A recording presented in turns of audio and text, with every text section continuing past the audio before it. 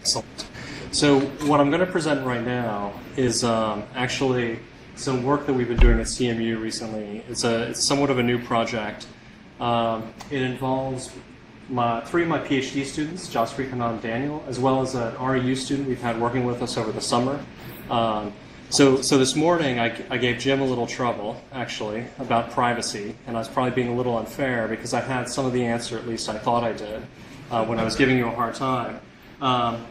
And some of the motivation for this research is that there's concern that leaving it up to policymakers, once the tool is developed, could actually lead to some really uncontrollable optics, right?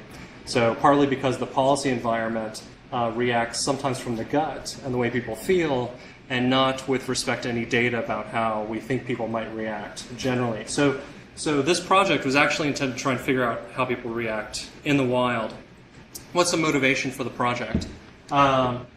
So we can probably all in this room agree that IT is part of critical infrastructure, but we've recently had some researchers discover ways to measure this. And one measurement I like to cite is that in 10 years, from 1995 to 2005, 30% of the US GDP was the manufacturing of IT.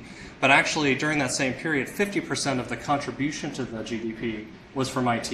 So IT is actually producing value for our environment, for our economy that goes well beyond just the computers and the algorithms we might be thinking about. At the same time, we all know that cybersecurity is reducing that value in various ways, often through the release of intellectual property, which is actually hard to estimate the value of the loss. So what are we doing about it?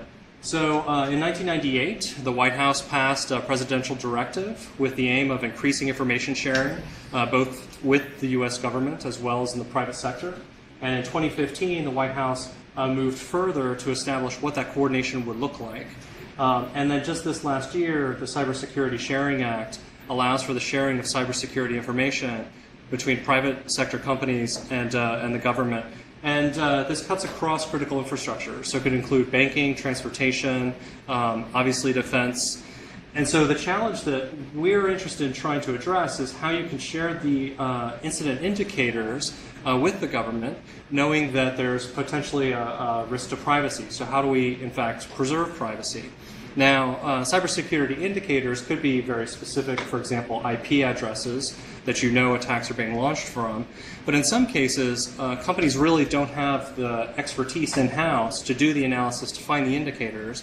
And in that case, there's at least concerns that the sharing could include a lot of data, for example, a complete hard drive of a workplace computer. And so the range of what's possible to be shared is really quite broad. So our approach to this work is to take this problem, which is actually a very large problem, and try and frame it in terms of specific research questions that we can try to answer. The first one we're working on now is what is the trade-off between data use to develop indicators and data privacy? So in this case, we're interested in what security analysts think they need, the kinds of data, to develop indicators, and then we want to know what the privacy risk is of that data being shared.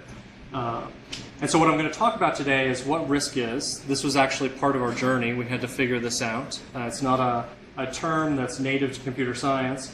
We also wanted to know what kind of information is being used and for what purpose with respect to incident analysis. And then lastly, we were going to try and come back to this question, right? What is the trade-off? So starting with the question, what is risk?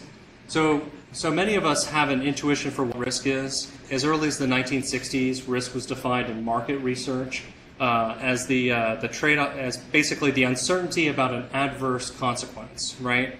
And in security, many of us think about this definition of risk. If you're familiar with the common vulnerability scoring system, so in that scoring system, there's the notion of risk, which is the likelihood times impact.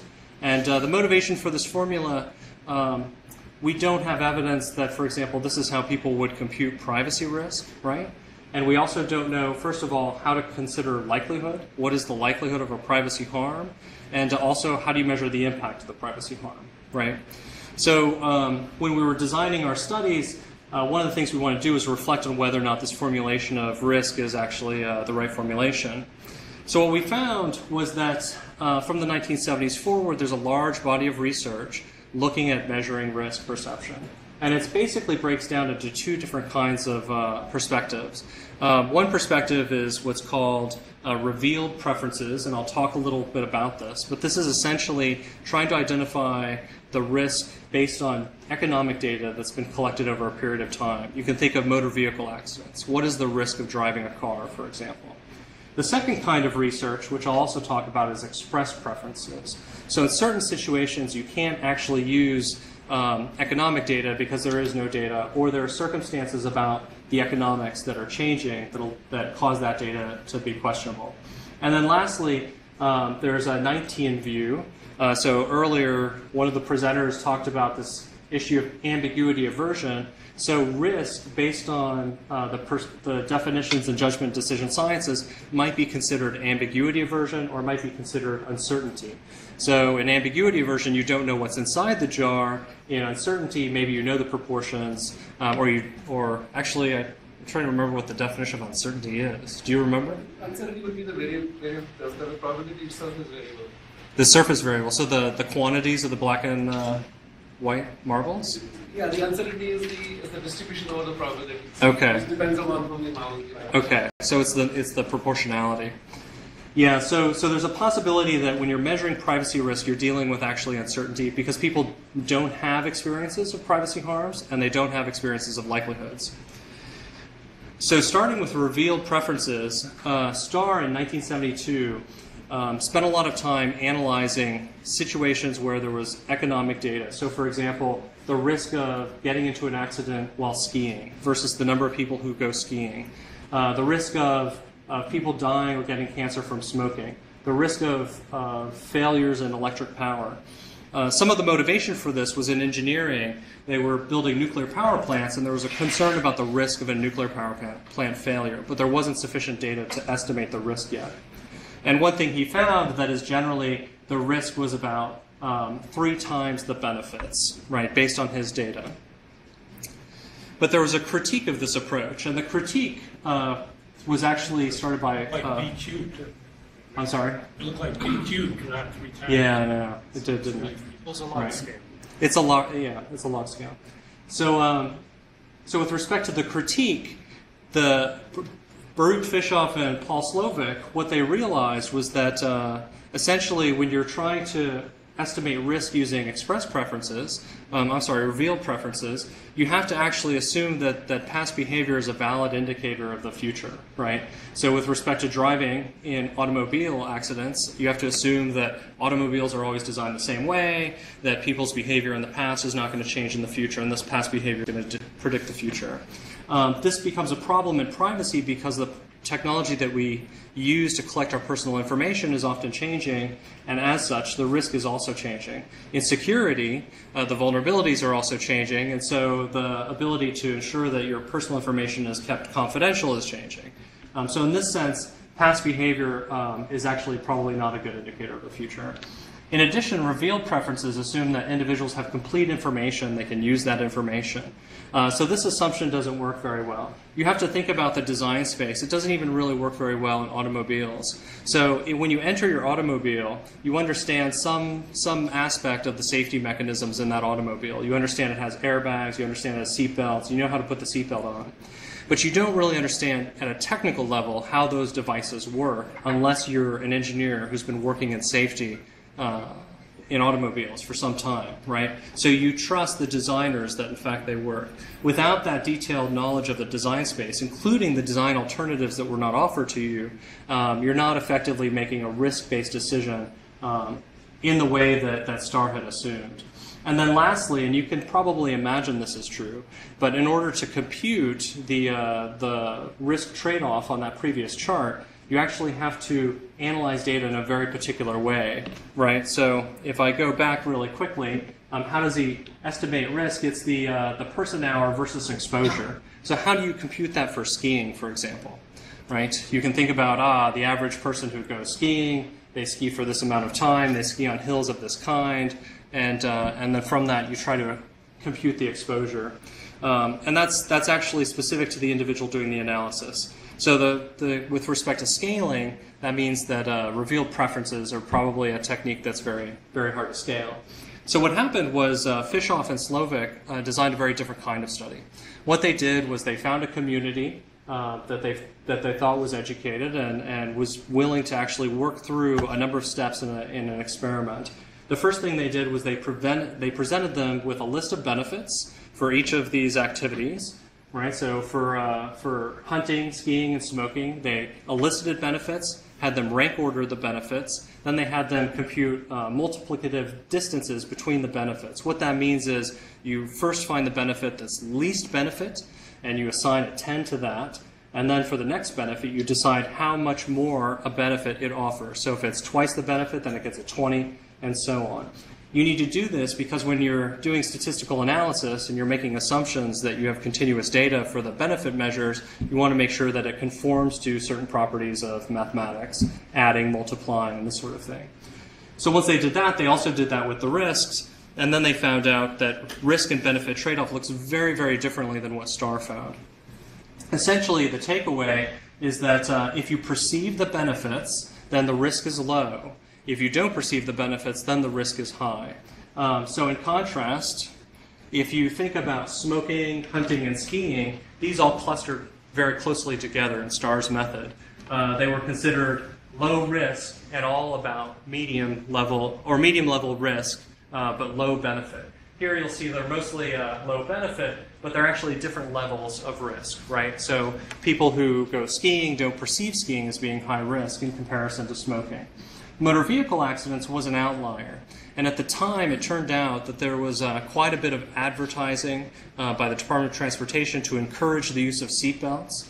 And so that advertising raised awareness of the risk of casualties as well as the need to use seatbelts. And so for that reason, they believe that motor vehicles was scored fairly highly. So in these trade-offs, a few takeaways were that express benefits express preferences account for benefits not measured in dollars, which is good because in privacy, we can't very much say what the value of privacy is, right? That's very hard to measure. Rather, express benefits are really good for measuring things like greater flexibility in patterns of living. So if I share my personal information widely, maybe I get access to services that personalize those services to who I am and what my needs are. And that would be more flexible living. That would be a benefit that people can perceive. They also found that people view risk levels as more acceptable as long as they can order those benefits. So it's really important to show the benefits. There have been privacy studies, for example, where people say, well, I'm unwilling to share my personal information if it's going to be used for this very aggressive form of targeted advertising. But on the other hand, I'll go use the service that's collecting that personal information. So it's been called this privacy paradox. But in fact, when people are describing their unwillingness to share their personal information, they're not perceiving those benefits, but when they're using the services, they are. And so Fishoff's work more or less predicts that kind of outcome. And then lastly, this just summarizes through another study the affect heuristic, which is that if people really like the activity, they're willing to perceive the benefits as high. And so what we decided to do in our survey design as we try to elicit benefits or elicit privacy risk perceptions from individuals, we knew we had to present those benefits in a very clear way. So the second thing we had to deal with was this issue of likelihood, right? I presented the risk calculation earlier from NIST that shows that risk is actually a product of likelihood times impact. And so we wanted to be able to add likelihood to the calculation to see what kind of effect it might have on people's perception of privacy risk. One thing that Fishoff found out was that if you present percentages as measures of the number of people affected, people don't actually know how to translate that very well to individual people. Instead, if you present proportions like 1 out of 10,000, people can maybe imagine the proportions of people in their head and they think, okay, those are people who might be affected. We did a pilot study. We didn't really find a significant effect with proportions. We did find a weakly significant effect with 1 out of 100, and we think that maybe people are used to dealing with hundreds, like percentages or whatever. So this actually didn't work out for us. What we did stumble upon, though, was a theory in psychology called construal level theory that talks about how people perceive distances, psychological distances in objects. And the basic summary is that you can form abstract mental construals of things that are very far away. So what does this mean? What it really means is that as you experience things in your daily life, these become very concrete objects or things in your mind. In addition, you have categories with which you associate those. So if you drive, you have your car, but you also understand what a car is. So if I talk about a car, it might seem slightly distant, more distant from you than your car, because your car has very tactile and other sorts of ways of being experienced. The example that they give is a rare cat blood type was expected to occur in cats that are in spatially remote areas more often than a cat blood type that was more common and expected to occur in a near location, right? It's not exactly obvious that this happens, but through multiple studies it was found that if you use more vague or general categories, or those categories describe things that are farther away in physical distances or farther away in social distances, then people think they're more hypothetical. And so we decided to use this as a way to measure likelihood, as a prospective way. And so what we came up with was a scale that starts with one person in your family, one person in your workplace, in your city, state, and country, increasing both the social distance as well as the geographic distance from the individual. And in an early pilot study, we found that, in fact, there were within subjects differences. So they were able to perceive the distances, and they were able to map that onto their willingness or unwillingness to share personal information, which is a measure of their willingness to accept the risk. So we designed what's called a factorial vignette. How many of you have ever worked with factorial vignettes? So these are common in economics, increasingly common in HCI, and essentially what it is it's a story that you can present to a participant, but you get to control certain factors or variables in the story. So in this story, there are text statements that are in bold, which you can barely read. Workplace computer is one. And that would be a variable that we could change. So we could change that from workplace computer to personal smartphone. And the idea is by changing the level of that factor, we might elicit a different reaction. So maybe you're more willing to share your personal information that's stored on your workplace computer and less willing to share your personal information that's on your personal smartphone. The other thing we can do is we can change the purpose. And so there are a number of purposes by which you might share personal information under the CISA. And we identified 4 levels for that factor. And then, of course, we added the risk level in here. And then lastly, we presented a number of information types that, based on 2 NIST standards, seem like they would be reasonable information types to be shared as part of a cybersecurity investigation. So let me show you the levels for each of the factors. So I already described the 2 levels for computer type. The data purpose, this was described to the participants as a potential benefit to society. There's the privacy harm, which we left vague. So this is a vague government privacy violation due to government surveillance. And then lastly, we had a number of information types that we presented in different groups. So what that means is you'd see that vignette, and you'd see all of these different types for group 1. Then later you'd see another vignette, all of these types for group 2. We presented definitions for each of the data types because we assumed that actually average people might not know, for example, what a packet is, or they might not know what a running process is. We also had tutorials or videos between each of the vignettes that explained what these types were and also gave them a chance to rest between the vignettes. So I'm going to talk about that result in a second. But first I want to talk about how we tried to estimate data usage. We conducted a survey of 76 security analysts. They had a mean of 8 years of experience working in incident analysis. They had job titles that ranged from security analyst to architect to director.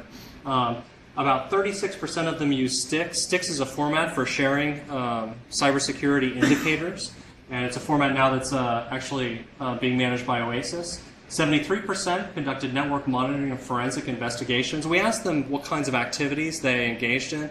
As you might imagine, most of them were engaged in reactive activities, not the more proactive activities, like configuring security policies or doing patching. They were mostly doing malware analysis, forensics, and network monitoring. And then about 69% of them actually prepared incident reports. So this was a really good population of people to study based on having firsthand experience. We then presented a number of information types, and we asked them, in what percentage of cases do you share this information type? The assumption was each analyst would have a number of cases in their mind, and then they would go through and tell us us what the proportionality or percentage is. Okay, so I'm working up to our results. In the privacy risk survey, we then asked people to rank order the different benefits. And this was, generally speaking, the rank from about 60 to 68% of participants. And then in addition, we asked them to score them because we wanted multiplicative distance. So investigating intellectual property and trade secrets is one purpose under the CISA that you can share cybersecurity threat information. And that was intentionally set at a score of 10. And then from there, you can see that the third item, which is investigating economic harm, is considered by participants to be about twice as beneficial. Investigating terrorism is about 4 times as beneficial. And then investigating imminent threat of death is about 7 times as beneficial. So this would affect scaling. So what we did was we developed a predictive model. I'll show you the coefficients of the model shortly, in order to create a risk estimate. What this basically does is this determines whether or not participants were willing or unwilling to share. A score of 1.0 would be extremely unwilling, and 8 would be extremely willing. So, for example, you can see OS type inversion, people were mostly willing to share this information. But let's see, something that might be lower would be something like MAC address, where people were more unwilling to share that. We then computed a usage estimate. This is based on the survey responses from the security analysts who told us in what percentage of cases they used this information. And then I'll show you in a second how what the trade-off looks like. Within our model, we did not find significance between the risk levels between participants, and in fact, the differences are somewhat linear at best. I wouldn't say it's multiplicative at all. We did find significant differences between the data purposes, though. So in fact, the participants did believe that there was a difference in their willingness to share based on what that purpose was. There was actually no significant difference between the computer type. We also asked a question, which was, what percentage of you store personal information on your workplace computer? And it was about 60% who store it. So it's possible that the 40% were a large enough number that they would have impacted our ability to find significance there. So with respect to the trade-off analysis, what we found, first of all, what does this chart show you? So on this left-hand side, you have very unwilling. It moves to willing or very willing. It moves to willing, somewhat unwilling, and then you move closer to very, very willing. At the bottom, you have usage, which is at 0, and then this is scaled on a 1.0 scale. That goes up to 0.8, which is used more than other information types. What I thought was surprising was you had information types like OS type inversion. Well, maybe this isn't surprising, that people were very willing to share, but were also highly used by security analysts. What surprised us was that usernames and websites visited, people were willing to share those information types, and in fact, they were highly used. I would expect people to be unwilling to share those information types. Can you explain a little more about what you mean by used by the security professionals? So in our survey to security professionals, we asked them to go through all 26 information types and basically tell us the percentage of cases that they use those information types in. And from that, we created an estimate that we then normalized on this scale. So if it's down, so like key logging data, very rarely used it. This was about 0 to 25%. So many like people said never. If they were doing an investigation, would this data be useful to them? That was the question. Exactly. So this chart is suggesting that people are more willing to share their websites visited and video or image files than they are like their IP address? Shocking. That doesn't make sense. It doesn't, but it's true. In fact, device information, which is vague, it's a superordinate term, so there may be some subtraction effects that can happen here. But number 2 was device identifiers. And you can see MAC address, UDID. These are device identifiers. So people are very concerned about device identifiers, but they're actually less concerned about things like websites visited. But the thing to keep in mind here is they perceive the differences between the data purposes for which the information was sharing, and 2 out of the 4 data purposes were terrorism or death, right? So I think in those situations, people might be inclined to show you what they do, but they're less inclined to tell you who they are. Were they being told that they were sharing this for cybersecurity purposes with somebody in the community of cybersecurity investigators, or Specifically with the federal government. federal government generally. For the purpose that we stated. So either investigating terrorism, investigating economic harm, investigating imminent death, or investigating intellectual property theft. And this is based on, I believe, this is intellectual property theft. So this would be the lowest benefit to society. It's about willingness to share a password. Right. Where is that from? Let's see. I've got the number here. Password is number 22. So that's right there. Now, mind you, this is somewhat willing, right? So it's on the low end of the scale. But it's in the presence of investigating a death or terrorism, or, in this case, intellectual property. Is it sharing with government, or is this more in family? Sharing with the federal government.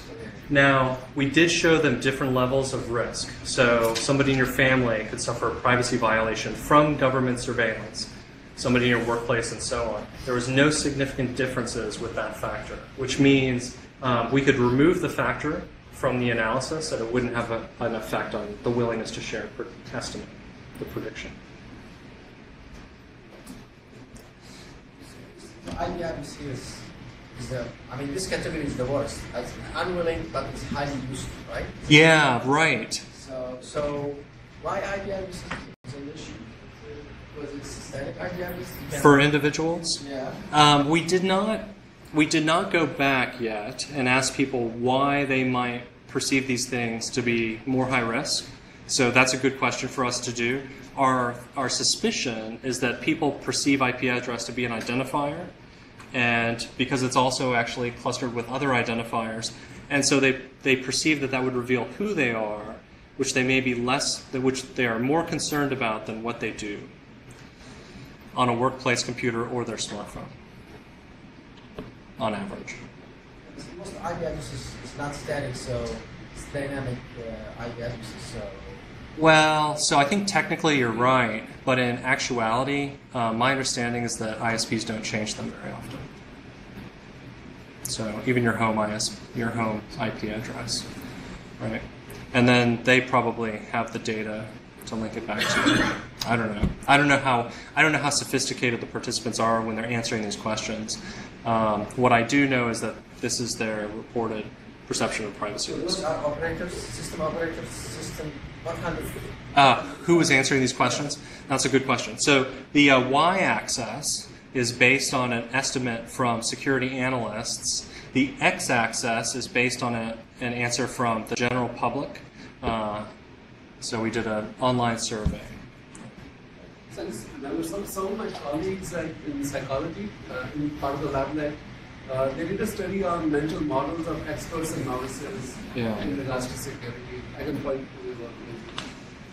Yeah, so we knew that people wouldn't be very familiar with certain information types. So, one concern might be within here you have things like running processes and some of the more technical information types. It may be people don't understand what those are. But we did have definitions and we have videos trying to explain the meaning of those types. Any other questions? Yes. Do you have the slide for the other ones? For the other levels? For the IP? I don't. Now I wish I did. But I can compute them and I can share them with you. So it's preliminary results. We had 80 people respond to this vignette survey, and what we plan to do is actually recruit more people and see if the effect still holds. It'd be interesting to see how it changes from terrorism or something like that. Yeah, so you can kind of take a guess at that. What this coefficient essentially means is that if you were to shift to terrorism, you would add 0.3 to the number, right? So that's somewhat small, 0.4. So it's not a large shift, but it could be enough to move, something from here to here, right? So if you wanted that sensitivity, you'd have Yeah, it'd be interesting if different things behave differently. Mm-hmm. That's true too. That's right. Okay, so let's see. I don't know why I had a blank slide. So future work. So what are the contributions which aren't listed on this slide? The contributions are that we're trying to develop a survey protocol, a reliable protocol to measure privacy risk, and that's one contribution. The next contribution is we're trying to explore this trade-off in data utility versus privacy risk. The basic idea is that if you knew, for example, that device identifiers were considered high risk for individuals, you would protect those in different ways, right? You might feel more confident sharing some of this other information, things like websites visited, if you knew it wasn't identifiable to the individual, okay? Some of our future work is actually to replicate this analysis, but instead of using data use, we want to use data utility. So data use is just the reported number of cases that people use these information types. Data utility describes the benefit of the information type to the security analyst in their analysis. So it's a different, but I think important distinction to make.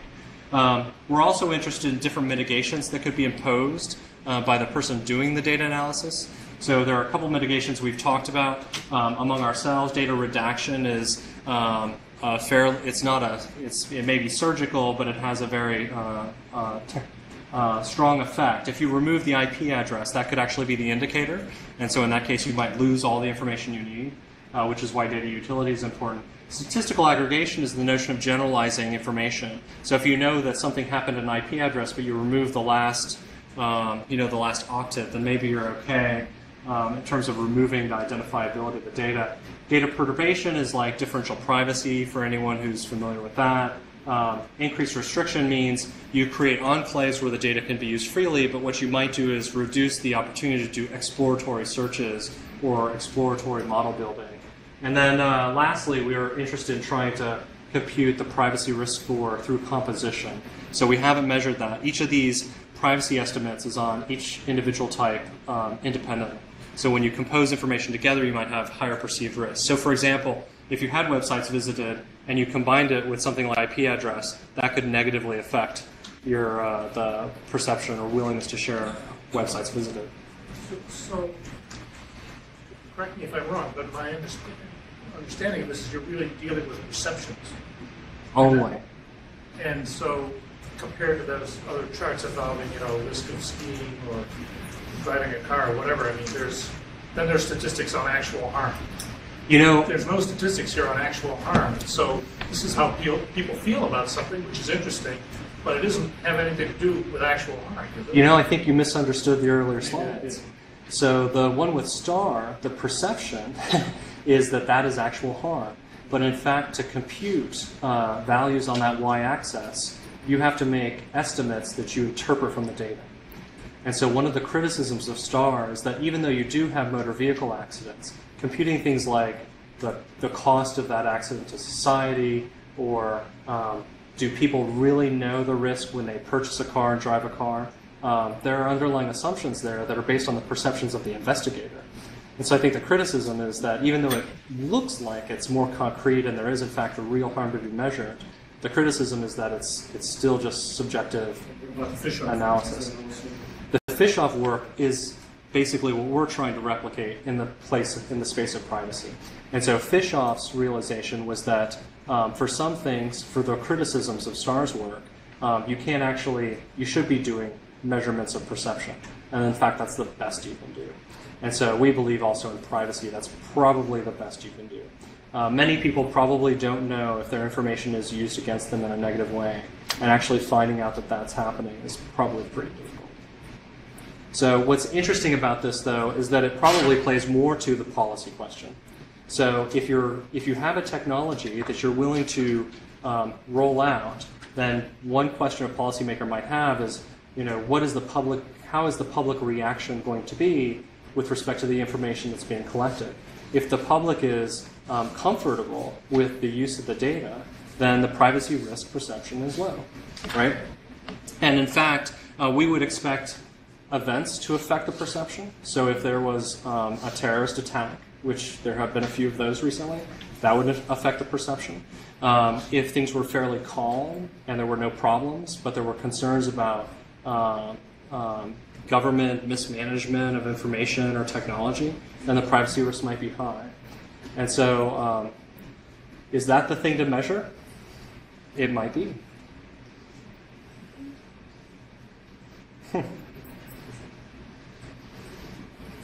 would be fascinating if there are any cases where we have actual data about risk, which is hard to have, but there may be some. And then you could measure perception. We could get a actual measure on how bad people are at assessing risk. We know people are not good at it, especially for rare things. But if we ever had the real data, that'd be really cool to contrast. There's actually an old paper from Science, like from the 1970s, that tries to address that. I think it's a very good. People are bad. Yeah, experimentally subjecting somebody to a privacy harm might be hard to get approval for. A quick note on the aggregation of personal data. Our definition of PII is something like you have to have 3 personally identifying pieces of data together or something like that. Okay. So it's specifically about the aggregation. Mm-hmm. That's interesting. Thanks. So I suppose this works. You're intending for this to feed into policy in some way. I'm assuming. One question might be sort of ethically, should you allow perception to be the guide for this, or should you have more of a benevolent dictator who says, no, you're at a much higher risk than you believe you are. We need to protect this information more than you think it ought to be protected. And this is where I borrow from Jim and say, that's a good policy question. But I agree with you. You may have more information about risks to national security, for example, in which case some of these privacy perceptions should probably not be the deciding factor, right? And so you might be put in situations where you have to make that decision. On the other hand, you might be humming along business as usual, at which point what you want is a way to raise flags or slow the system down. So the way my interpretation of this result is that essentially what we can do is measure people's fear, right? And there are certain events that might cause their fear to change. And if you have a fear of technology or a fear of government, maybe what you want to do is slow down the information processing to give both government and the public time to understand each other, at which point you can increase the processing again. And so it seems unusual to think that the outcome of a computer science, of an algorithm designed for computer scientists to be applied in computers is measuring fear to get people to talk to each other about what the issues are so that you can speed the computation up again. But that may be the next evolution of computing, right? Which is that we're relying more and more on autonomous systems and we have less and less insight into how they're affecting us on a daily basis, right? And so as our minds catch up with that computation, then we become more trustworthy of the computation and more willing to let the system run autonomously. And that is me speaking completely off the cuff on this, but those are some thoughts that I've had on the side. Coming back to sticks, so I work with sticks. So what bothers you exactly in sticks? What is the indicators? So from what I've been told by the folks we're collaborating with, who also work with sticks, the sticks format has fields which are loosely defined. And so it's not impossible to have personal information such as emails, certainly IP addresses, being included in that content. Sticks is just one format, though, that you could look at. So you could imagine other formats, and in some cases, people might also want to share, as I had mentioned, a complete hard drive. The reason you might do that is because you don't have the expertise in-house, and you need to rely on somebody who has more experience, right? Especially in situations where you're losing intellectual property. So for the indicators, you basically have the signatures of the attack, which could include IP addresses, but it's not there's nothing related to the enterprise. Yeah. I guess the IP address could be a benign user has been hacked. Maybe this might be some concern, but it's a already hacked computer. Yeah. And launch an attack from it. So. Yeah, I mean, we didn't ask questions about. We asked, how often do you use this information in your incident analysis, realizing that if the information is being used, there's a risk that it could be shared. But perhaps a more precise question is, how often do you share this information, right? Of course, that would be based on past behavior and not necessarily predictive of future behavior. So we're really trying to understand, if the aperture were open, what would flow through it, right? Any other questions? Okay, thank you. Let's thank the speaker.